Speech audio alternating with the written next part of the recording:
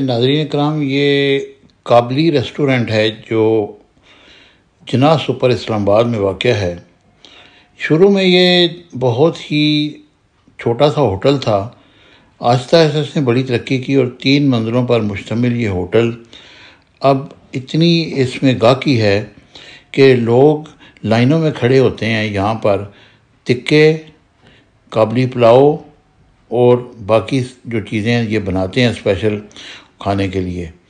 ये बहुत ही खूबसूरत जगह पर वाक़या है और लोग इस जोक आते हैं और स्पेशल वीकेंड पे यहाँ बड़ी रश होती है और लोग या तो बुकिंग कराते हैं या फिर यहाँ पर आकर लाइन में लग जाते हैं और जब कोई टेबल खाली होता है तो उसमें उनको बिठाते हैं। बहरहाल ये एक इनकी अपनी रवायत है और यहाँ के जितने वेटर हैं वो सारे अफ़गानी हैं और वो आपस में अफ़गानी बोल रहे होते हैं और अच्छी सर्विस है। लोग यहाँ पे खुशी से आते हैं और एंजॉय करते हैं।